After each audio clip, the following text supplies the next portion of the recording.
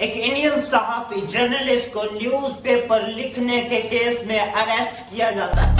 Just imagine, आज की ये दुनिया मेटावर्स की दुनिया है।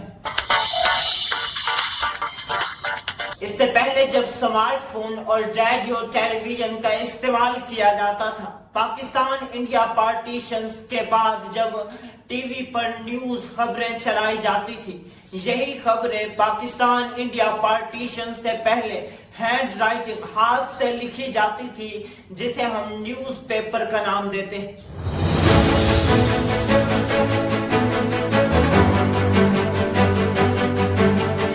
1744 में इंडिया गेजेट के नाम से एक न्यूज़पेपर शाया किया जाता है।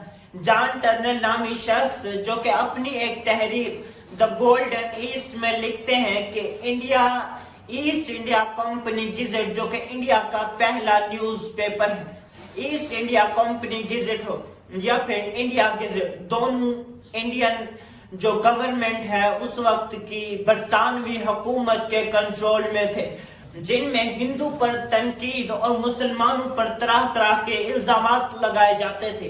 यही सब होता देखकर विलियम बोल्ट्स नामी शख्स, जो कि अपनी एक तहरीर पब्लिश करता है, जिसमें वो लिखता है कि हम इंडिया में एक और न्यूज़पेपर शाया करना चाहते हैं, न्यूज़पेपर लिखना चाहते हैं। न्यूज़पेपर लिखना तो दूर, सोचने तक भी पाबंदी थी। 18 अप्रैल 1768 में ईस्ट इंडिया कंपनी की तरफ से एक पैगाम भिजवाया जाता है, जिसमें विलियम बोल्ट्स को अलर्ट किया जाता है कि विलियम बोल्ट्स ने कंपनी के खिलाफ बदअमनी और नफरत फैलाई है अपने न्यूज़पेपर के जरिए, अपनी एक तहरीर के जरिए, क्योंकि अभी न्यूज़पेपर शाया तो नहीं हुआ था। तो उसको अलर्ट किया जाता है कि तुम्हें इंडिया कंट्री से बाहर चले जाना चाहिए, वगरना तुम्हें कत्ल कर दिया जाएगा।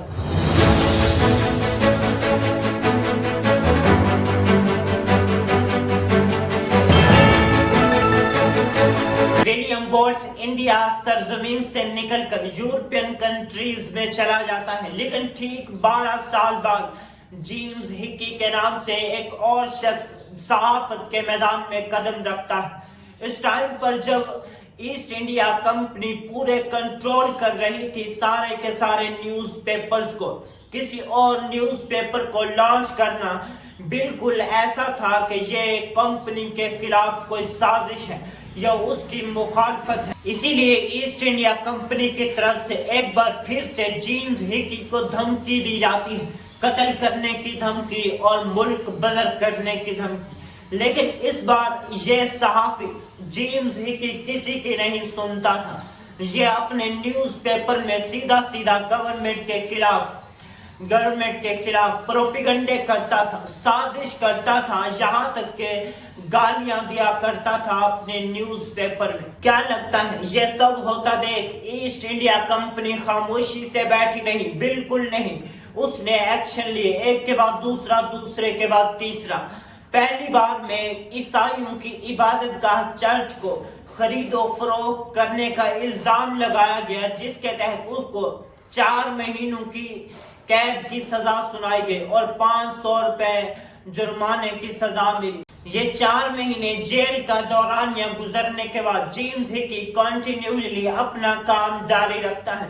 वो न्यूज़पेपर लिखता रहता है, जिसमें वो अब की बार भी हुकूमत के खिलाफ बातें करता नजर आता है। लेकिन एक और इल्जाम में फिर से अरेस्ट किया जाता है जेम्स हिकी को। अब की बार ये 4 महीनों की जो जेल की सजा थी 1 साल कर दी जाती है।